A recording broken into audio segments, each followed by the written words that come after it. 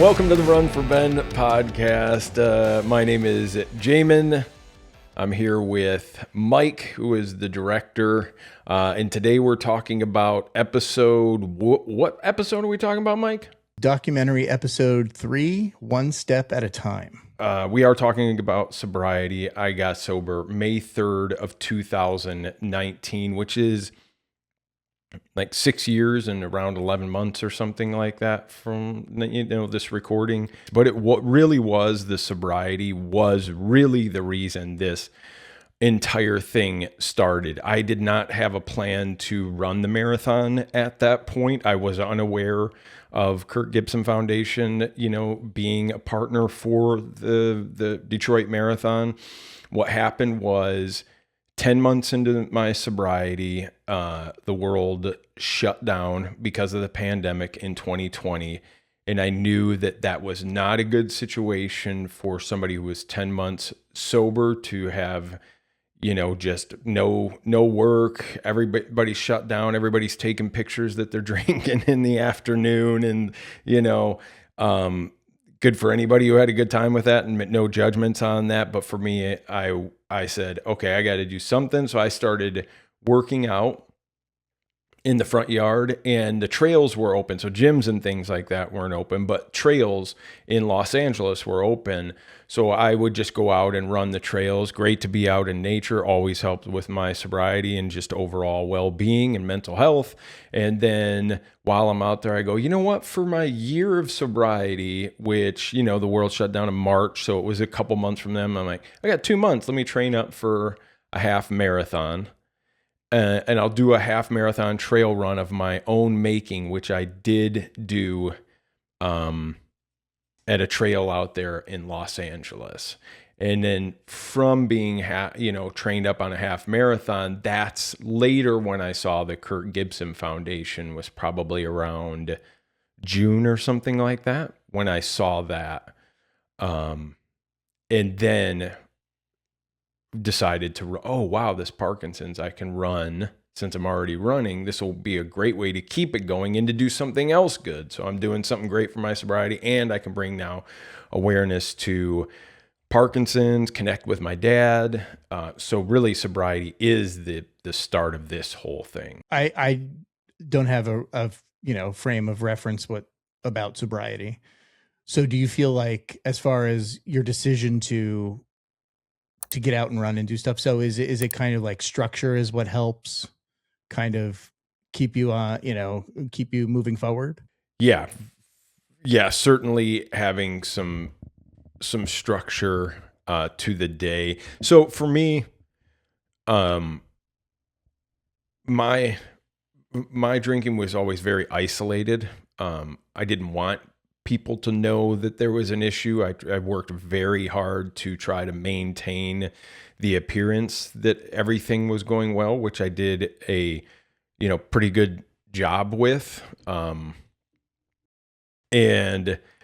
what that meant is I projected one image, but internally was isolating. I wanted, and as kind of things got more kind of out of control and I wanted to, drink more or smoke more, do whatever, then it was harder to maintain that, which means, I start shutting more things out so that I can just maintain. And so a big part of my, my drinking was the isolation part of it. So when the pandemic hits, of course, that's incredible isolation. You don't have, I don't have to make up any excuses because there's nowhere to go. There's no job, so I got all the time during the day. Put on top of that other people who may not have an issue are kind of like day drinking and posting about, because it was like the camaraderie of it. It's kind of fun. Hey, look at this. It's in the afternoon. I got nowhere to go. So for somebody like me, that if I was drinking, it would have been, oh, great, I don't have to maintain or work at hiding any of this because I don't have to be anywhere or go anywhere or worry about driving or whatever it is. So with a wide open day like that, to me is, get up in the morning. So my structure since you asked about it, I would get up in the morning. I like getting up in the morning. That was very peaceful. Sit on my front porch. And you see this in some of the documentary too. Front porch, journal, gratitude list, some reading about some recovery things. And then, have like coffee, some water, things like that. Then I would go into them workout. Okay, so that's like killing some time. I got to do this. I got to do that. And then what happened is the running, and I've learned more about this now. I didn't know it so much at the time, but running is very, gets me into nature. It's very good for me and is for the brain, for dopamine release and these type of things. It makes me feel good. I'm doing something good for myself. And it's also very like literal, one step at a time. And that's kind of how I'm getting through my recovery, is one step at a time, one day at a time. So it mirrored that. So that was very good for me to have that structure, then a meal, then this. And I lost like 20 pounds during the pandemic, even with homemade bread. I revisited my freshman 15 during COVID, I think. Actually, it was more like a freshman 27, but that, who's counting? Yeah. So, it's funny too, because, one step at a time. And then obviously the parallel to marathon and running is there. And, all of this is this whole big kind of, progression, to, as we lead to the 2020 Detroit Free Press Marathon. And that's where we start with you, and we start right out of the gate, like cold open. Literally the first words you say in the episode are, "I'm sober." And I'm just like, we just rip off the Band-Aid and just get right into it. And having seen that footage, what was your reaction watching that? Well, it's kind of funny because one, I had forgotten that I had really recorded and talked about sobriety as much in some of those things, but it's not surprising to me. I mean, this morning I was at a sober run this morning, so it continues every Saturday. I run, with the Phoenix, which is a national nonprofit that I volunteered for years and now work for them and have worked for them and with them for years now, that support sobriety through community and physical activity. So I'm not surprised that I was talking about that, but it is in a different way back then, because it was so much newer. I had sobriety, but not in the way that I did now, like going to meetings and doing those type of things.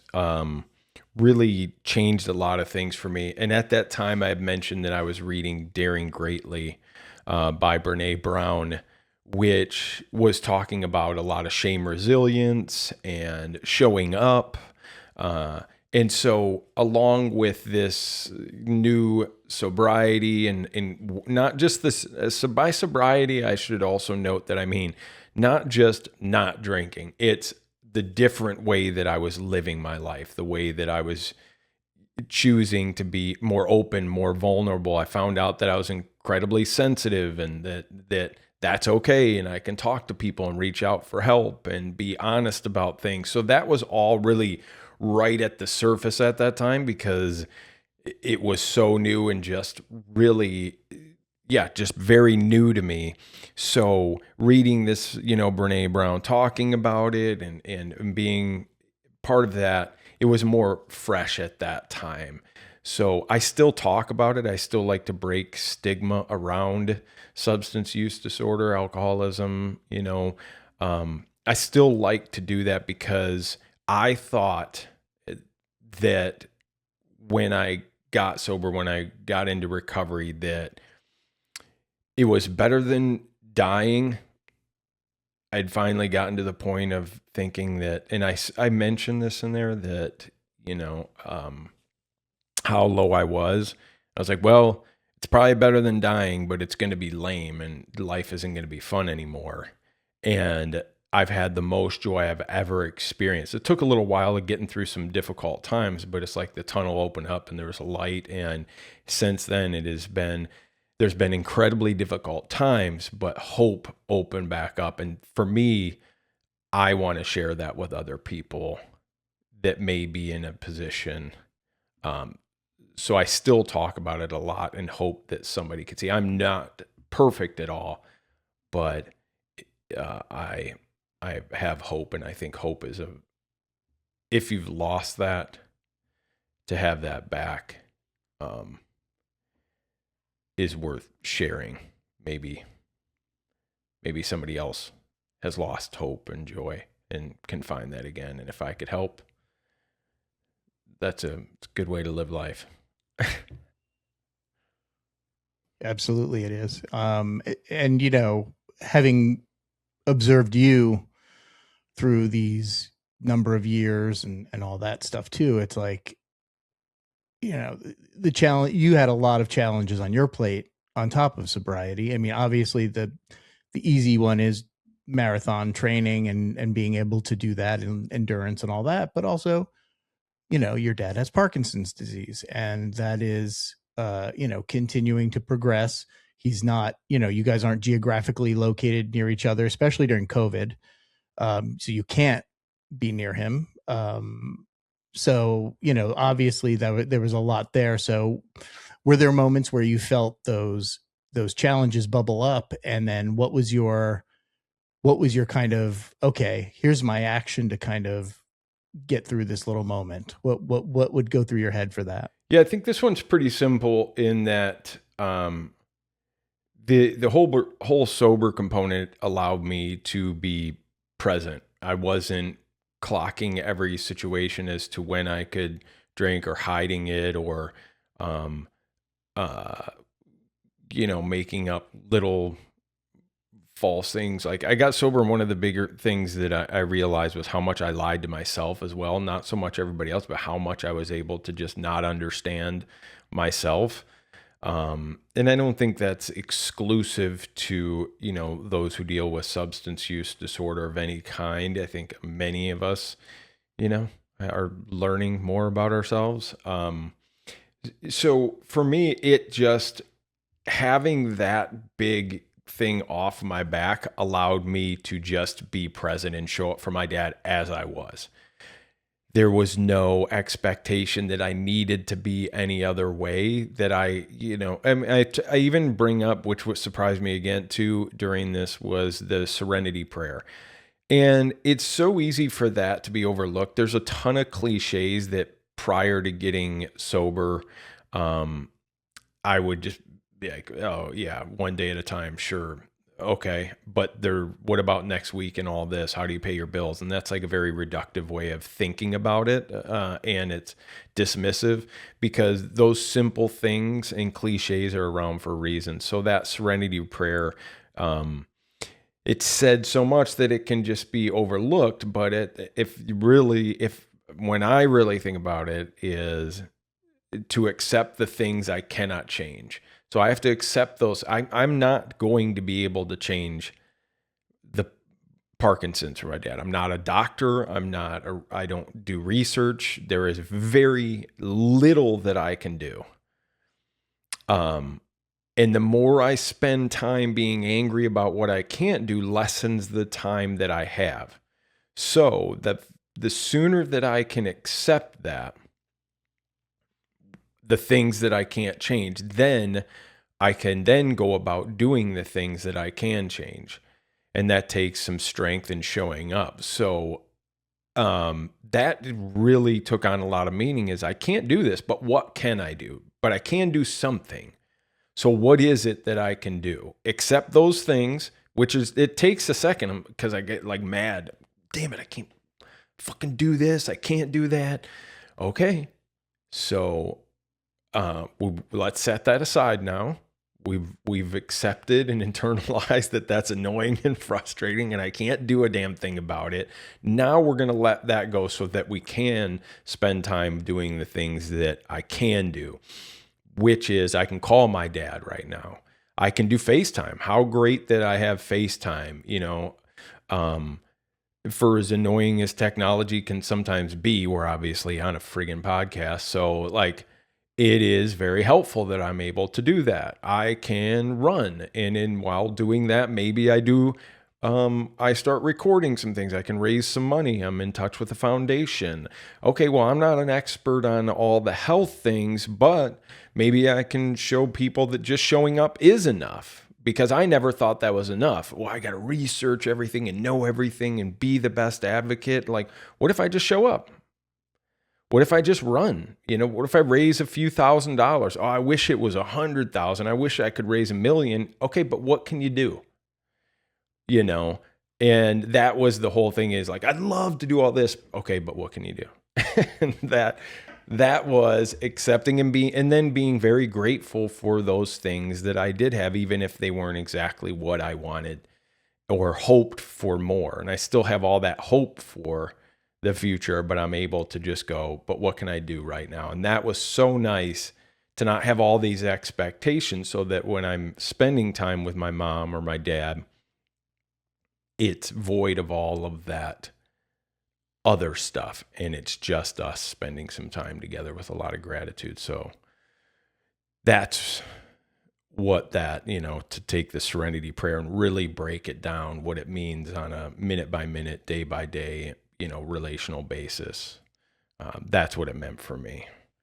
That obviously grew, because those little things grow. And now here we are. Look at this. This was not part of the plan, but showing up each day, one step at a time, is how you get through a marathon, right? This is kind of the ground level of where everything starts. And this is the origin story of everything. It all started with Jamen getting out and running, and then it just snowballed from there. So that was why we wanted to bring it up.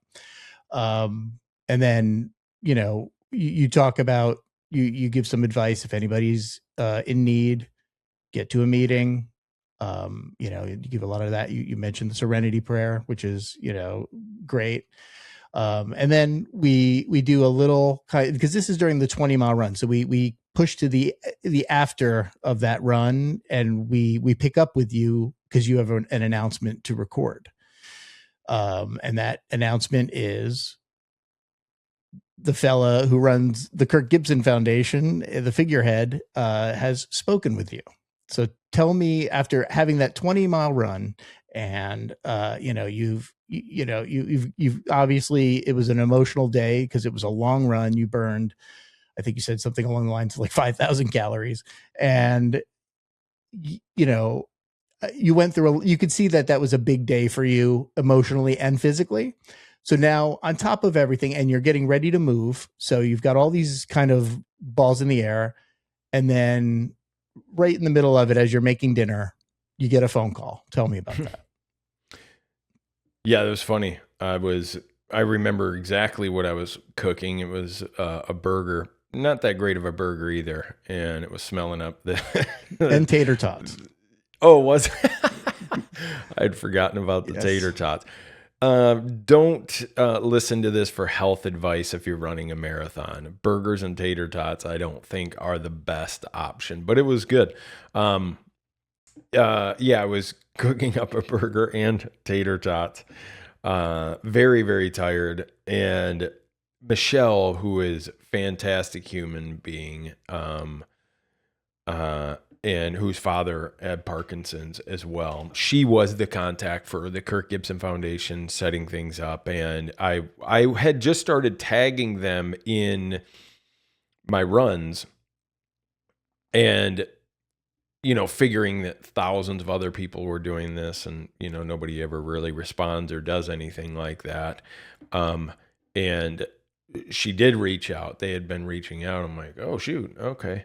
So I thought that was pretty cool. And then she called that night while I was cooking. And as I said, she asked if I had a few minutes, and said that Kirk wanted to reach out. He had been seeing the runs and what I was doing, the advocacy for the foundation and all the runs that I've been doing and things with my dad, and wanted to reach out and say hello.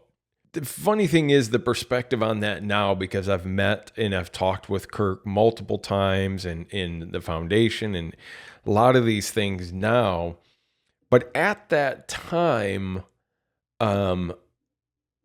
to hear that, like, hey, you're going to get a call, just make sure it's going to be an unknown number. So just answer that, because of course nobody answers unknown numbers. said to answer it. And I'm like, what is happening? Like, because for perspective, when I first went to my first ever Tigers game at the original Tiger Stadium, that's who was playing. It was Kirk Gibson, Alan Trammell, Lou Whitaker. These are the guys that were Chet Lemon. These were the guys that I saw for the first, and we played baseball nonstop growing up, nonstop. In a league, my dad coached us in the yard. I mean, anytime we could pick up a ball and play, that's what we were playing.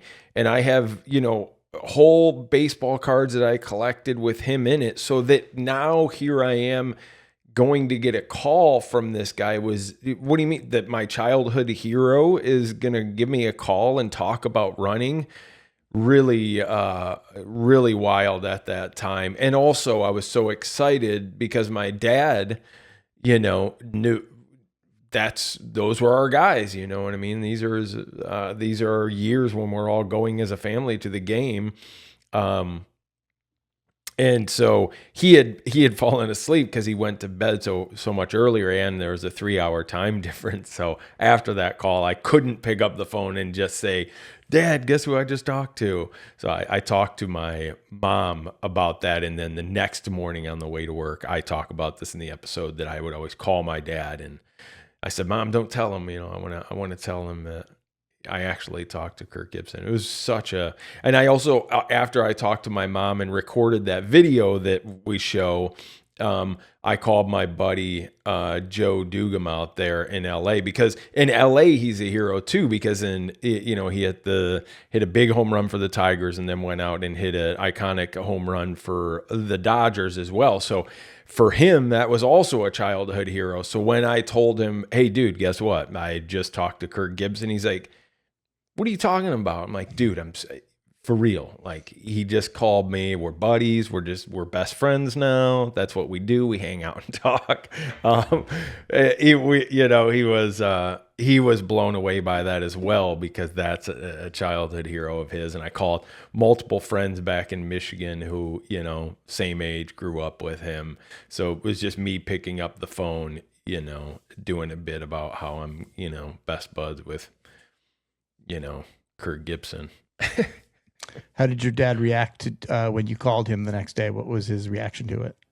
Yeah, same thing. He was just, surprised and excited, because we didn't expect any of this. We just were, I'm just running a marathon and gonna film some stuff.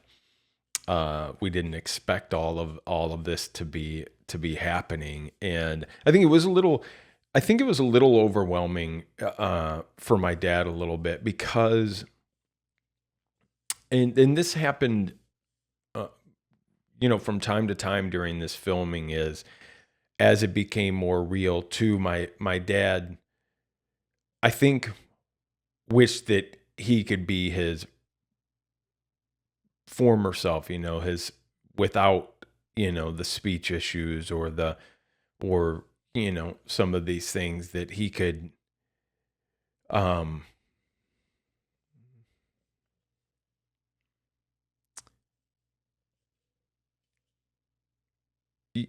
I don't know how to say that.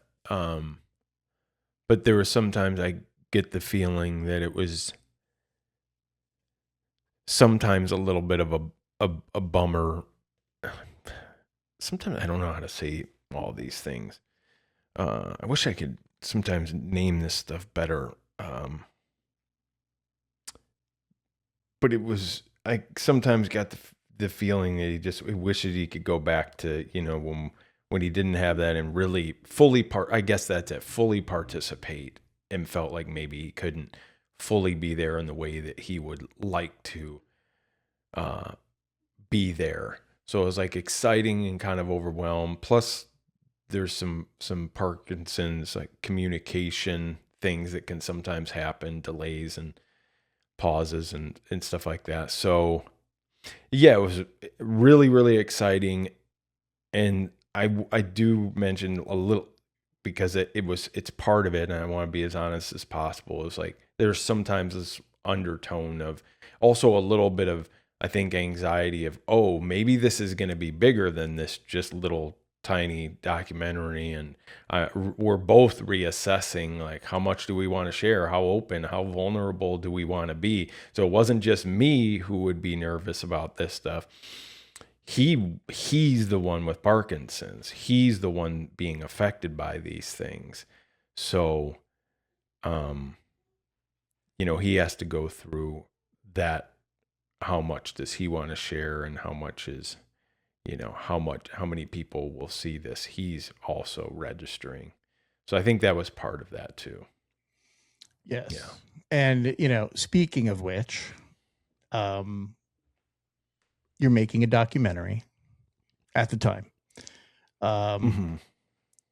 Because the call came in so quick, you did not record it.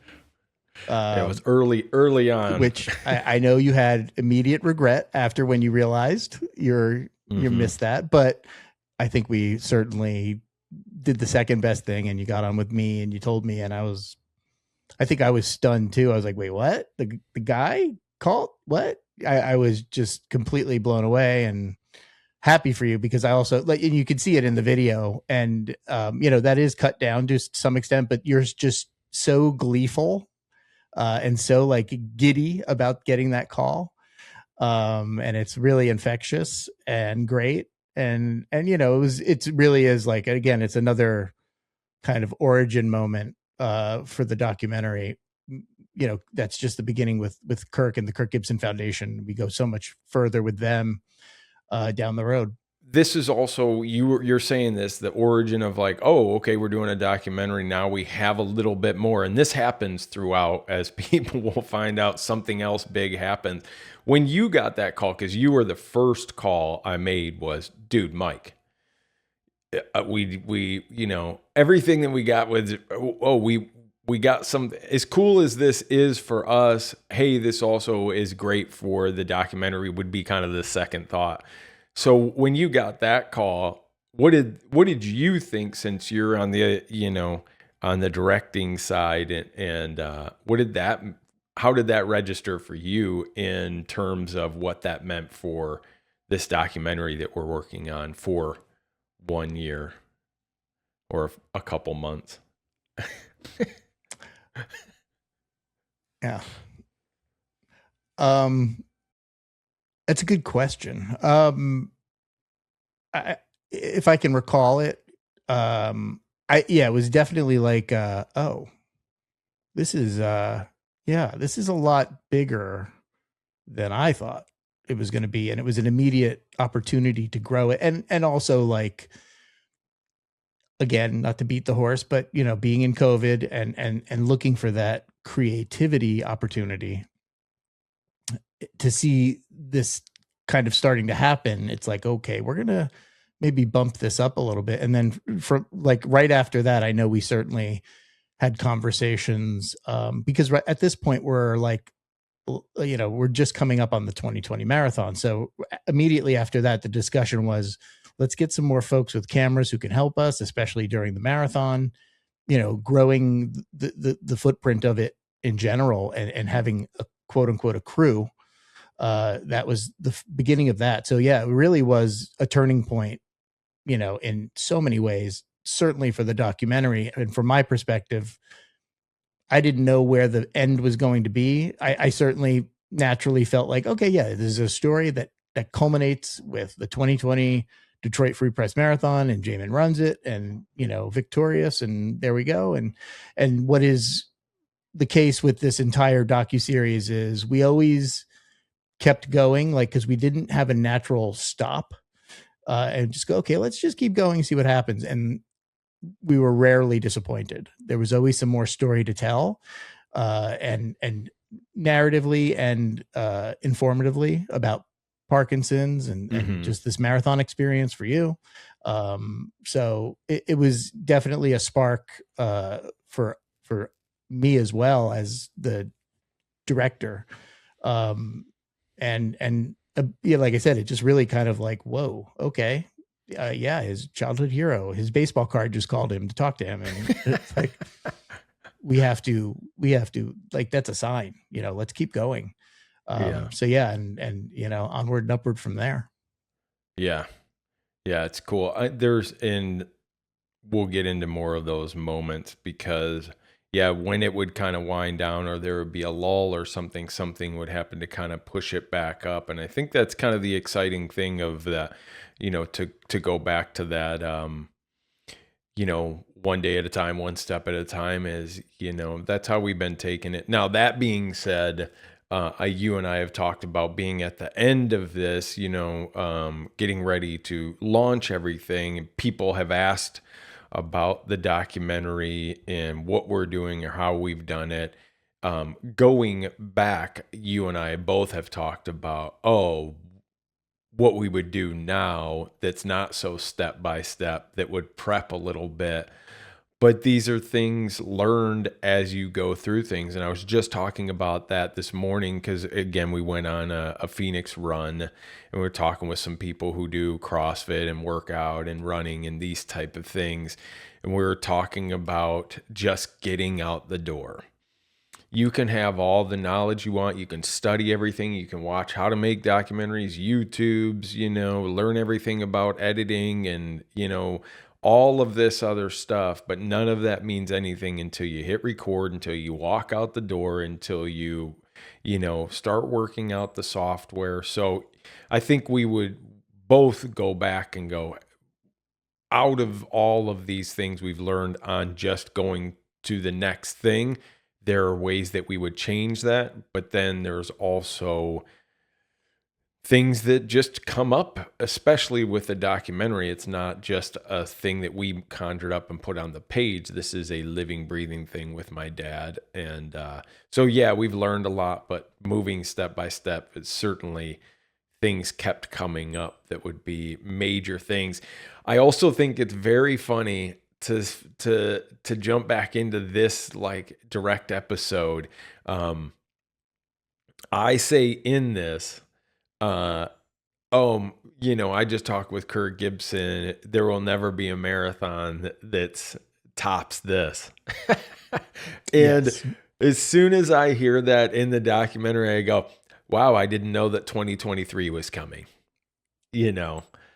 I didn't know what was going to be coming. I didn't know that I was going to run 3 more marathons after that, and that there would be a topper to that call. As many exciting as that call was in 2023, I would give up that call for the 2023 marathon. Yes, that was purposefully included because it made me laugh. You're like, well, yeah, this is it. I never have to run another marathon again. I'm good. And I'm like, we'll see. Yeah, it's great. We won't get into that too much, but just, yeah, it's very funny hearing that line. Very funny. Yeah. And we do a little bit of a time jump backwards. We do a flashback. So we kind of jump between the two topics of sobriety and Kirk. We bounce back. And this is before you've made any of these decisions with a documentary, with a marathon, with anything. This is in May of 2020. You go on your 1-year sober hike. Yeah. And this is an opportunity for you to kind of reach out to people who've meant a lot to you and give some kind of shout outs to everybody, for lack of a better term, to which we included very vaguely those. I didn't want to share anything too intimate there, but I wanted to give an idea of what you were doing and the messages you were conveying, kind of generally speaking. Tell me about that day. Do you recall how that day started and getting ready for that, and where were you at mentally for that? Yeah, I had started during the pandemic. A buddy, Keegan, who you know very well as well, is a great filmmaker out in Los Angeles and a great outdoorsman. He told me about Angeles National Forest and some of the trails up there, because he had heard I was, doing some trail runs, around more like, lower in the valley in Los Angeles and those type of things. He said, yeah, you should go up to the National Forest. And so I would I went up there to the Mount Waterman Trail, which I mention in this, and where I used to pack like 22 ounces of like IPA and hike and have, you know, a bunch of weed and stuff like that. I had coffee in my journals, and I would throw them in my bag, bring my dog, go usually around 12 miles is what I would hike up to the top, and then sit on a rock and overlook and just bring out my journal, do some gratitude, have some coffee, sit with my dog, just think about things and be in nature. It's still the best therapy for me is to be in nature. That was something that I decided to do on my 1 year because I just wanted to be out in nature and to really celebrate being present. And I had so much joy and just gratitude for having a whole year of sobriety, which was crazy. You know what I mean? And while going up there, I just started thinking of all the people who had shown up for me, who had given me advice, who had shared their stories, who had encouraged me. Not everybody is sober that meant things in my life. You know, tons of people who had no recovery or not in, you know, all were supportive and cared, and, you know, so I just pulled out the phone and just started, you know what I'll do? I'll just start thanking people. Was not thinking about the documentary at all because we weren't doing it. These were messages that I sent out, video messages. I couldn't do them on the trail. I did it when I got back home because there was not service up there.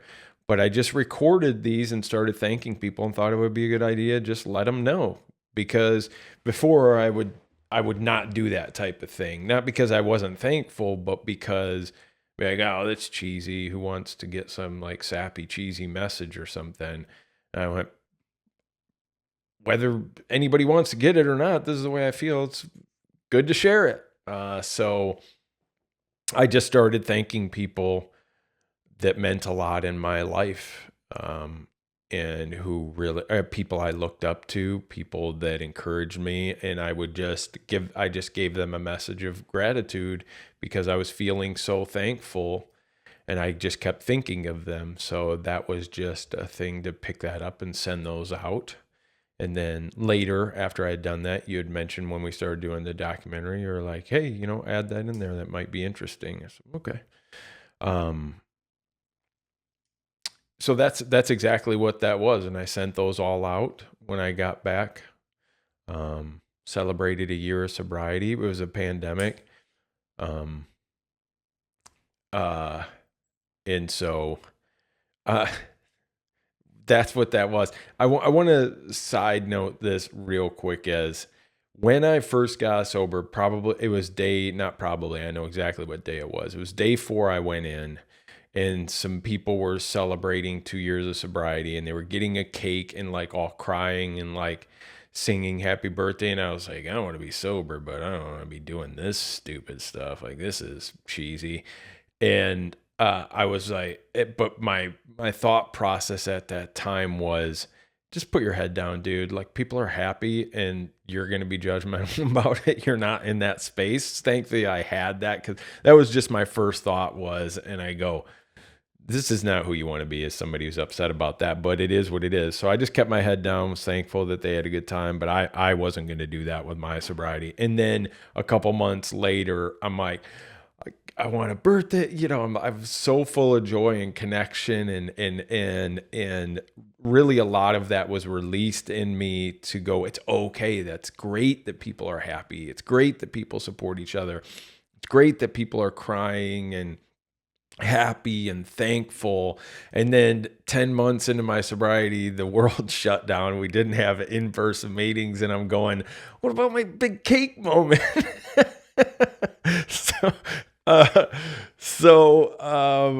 You know, I was just so full of gratitude and accepted all that part of myself that I think that was an answer to that. And my wife did get a cake and made it very special. And I would encourage anybody who has sobriety, however they're, staying sober.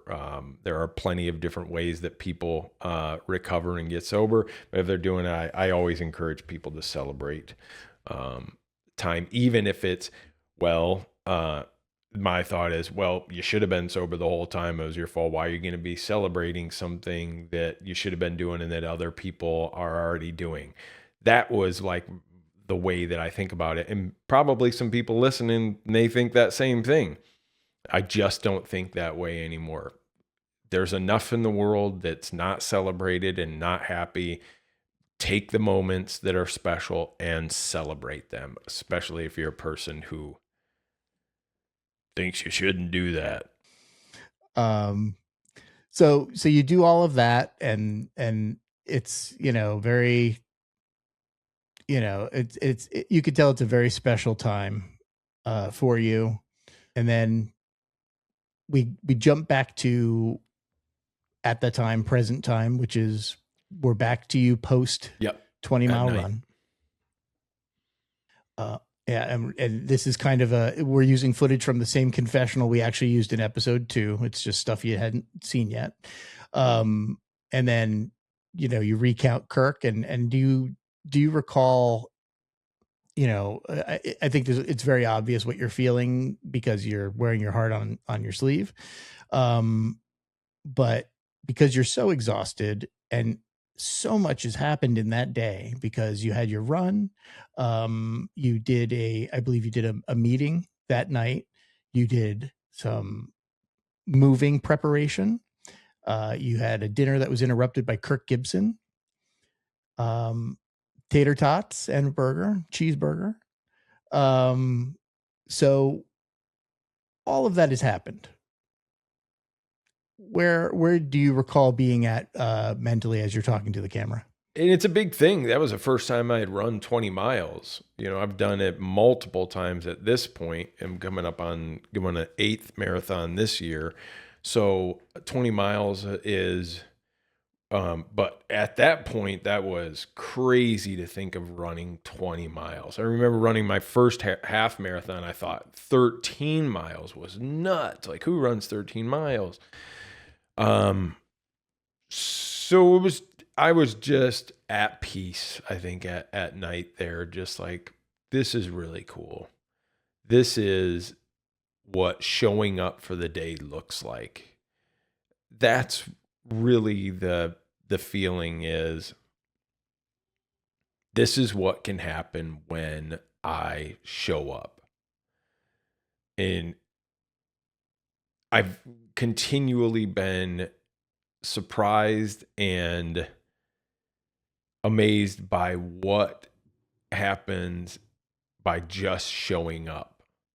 And I minimize that a lot. I often take that for granted, and I think that's a pretty common thing, is to just think, oh, well, this is basic to just show up. A bunch of people have run 20 miles. A bunch of people have done these things. Yeah, but not me. I hadn't done it. But I got all the way from running 2 miles at the start of this was difficult because I hadn't run in years. So I remember running 2 miles around the park and being out of breath and going, oh my gosh. Because I had previously run a half marathon years before that. But now 2 miles was difficult, and I had to work back up to the half marathon and work back up to 20. So yeah, at that point was just content. That's the best word to shorten things. Content. Tired, but content. I had shown up for the day. I had done, to take it back to the serenity prayer, is I had accepted the things I couldn't, did the things I could, and I had a lot of peace from that, and really cool things happened. So yeah. Ironic too that your day ended that way the same day you were talking about that. I'm saying the irony of the fact that you were talking about the serenity prayer, and it literally manifested that day, at the end of your day, you were able to realize, you had a direct correlation to talking about it and it happening. Yeah. Yeah, that happened a fair amount, is showing up and realizing, oh, that was enough. To bring it all home, the reason is pretty obvious why I chose calling this episode One Step at a Time. A lot of parallels. And it kind of gets us set up for the next episode, where we're going to dive back into certainly Ben, but also kind of get more on track with your training, because we're getting really close to that marathon. Any final thoughts about episode 3? I feel like you were pretty thorough. There's a couple things on this episode kind of brings up. Number one is kind of gratitude for you for being able to handle this stuff, because especially this real personal stuff is, there's a lot of this that seems like it would be better just to not share. That's kind of some of the first reactions, like, I don't want to share this, because does it make me responsible? Am I like, is it too much? Or, is anybody going to feel that I'm being judgmental? Or, should I talk about all these things? I'm not an expert at this. What if people, what if they attribute things to me that I don't want? I can't control it. That's the thing. I can't control this. And that's what that vulnerability is trusting that I can't, but continuing to think that it's worthy. And I, oftentimes don't know that. So that you bring it to the episode, I talked about this beforehand, it's very hard to have perspective on this kind of stuff for me, because it was very early on. I didn't know how much I would be using for anything. Some of it recording, didn't even think about a documentary. So that it's coming forward is, I hope that, I don't know what I hope for. I guess I just trust that. I trust your perspective on it. I hope that if anybody is having a difficult time, I am not the expert. I am not perfect at any of these type of things. I'm not the perfect model for sobriety or recovery. Just try to show up every day. And that's the best I can do with this. And the other thing that I've thought about a lot of this is talking about recovery and meetings and rooms and stuff, is there are differing thoughts about sharing stories of sobriety, for various reasons. And I won't get into all the reasons that people have for maybe not sharing or for sharing. I can say there's a lot of discussion about that from, those in the community. I also, what worked for me may not be the same path for everybody. That's okay. And I absolutely have no judgment for anybody who, is not sober or, doesn't need that or anything. The one thing that keeps me pushing forward and saying, okay, we can share this, as opposed to not, because oftentimes I'm like, let's not do this. That's kind of the natural kick, is like, but I'm going to reference where I land on this. Whether this makes it or not, at least I will say it is, that when I got to LA, very early on, I was sitting in a car listening to the Mark Maron podcast, and he had Dax Shepard on. Now, Dax is a obviously very successful podcast now. He didn't have it at the time, but was talking with Mark Maron, and they were talking about recovery and talking about meetings was the shorthand, or that's what they were using. Reference the same thing. And I was at the time still drinking and knew that I had a problem at the time and didn't know what to do, and certainly didn't want to go to any meetings. I thought there was a particular stigma around that. And they were talking about recovery and sobriety in meetings. And I thought that they were both really funny. They were comedians. I had gone to Los Angeles for comedy, and there's this Michigan guy, and he says geez Louise and all these other things that I say, and I know right where he lived and grew up. I grew up right down the street, Milford to Holly, so it was very, very close. So it was the first time that I went, oh, that's a guy who lived right by me, who's doing what I'm out here to do, and they're talking about going to this and why it's good. And that stayed with me. It wasn't for probably 2 or 3 more years before I would get sober. But the reason I was able to walk into a room was because I had heard that, and it made it more, I could finally understand and see somebody else's path. And I don't expect them to be perfect. It just allowed that little piece of my mind to go, hey, maybe I could do that if I need it. But I didn't want to, but it was there, and that wasn't the only thing. So that's what continues to allow me to keep doing that, is maybe somebody hears it that needs to hear it as well. And if there's some other people that I take a little bit of flack for, like, even though I'm not being incredibly specific of talking about meetings or things like that, I'm okay with that. That's, it's all right with me, because somebody else maybe wasn't okay with that exact thing, I was able to get some help. So I am not the perfect example, but thank God for those people who, showed the way so that I could be where I'm at today. Hallelujah. I also have gratitude through this experience for you and your family, for providing kind of an open door to your souls, to make this documentary. It has been a privilege, and I do constantly get reminded about that as I watch all this footage. And grateful now, because I feel like as we're sharing it, it's just been really awesome to know that this is going to get out into the world. And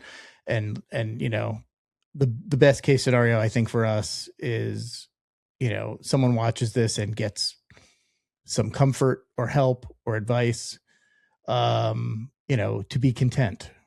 The reason for doing this podcast, to talk about the relationship with my dad and with Parkinson's, is that hopefully another family member, caregiver, or even a person with Parkinson's can feel not so alone. And maybe one of these things, just like sobriety, somebody connected with me by sharing their story, maybe the same thing will happen in a difficult situation with Parkinson's.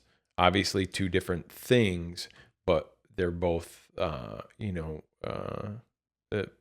things that involve like some vulnerability and opening up and sharing. And so I realized that, hey, this has been really helpful for me here. Maybe if I'm open and honest here, somebody else can see this. And I really hope that, somebody can feel not so alone if they're feeling that way, and can reach out for help, because I find it hard to ask for help sometimes. But there are so many people out there in the Parkinson's community who want to help with whatever they bring to the table. And if you don't feel like you have a lot to bring to the table, be surprised by what it means to just show up with not a lot. So show up, and also know that we would love to hear from you. So by all means, comment. We have our website, Run4Ben.com. You can catch us on socials at Run4Ben, and that's Run4Ben on Facebook, Instagram. You can see us on TikTok. And of course, the audio podcasts here on YouTube as well. So please like, subscribe, and share. If you know somebody who would love to hear more about this story, it doesn't have to be just about Parkinson's. It can be people who are marathon enthusiasts, people who are seeking sobriety, people who are sober, people who like a good narrative story. All of those things are legit. So thank you so much for watching, listening. We appreciate you, and we will see you next time. See you next time.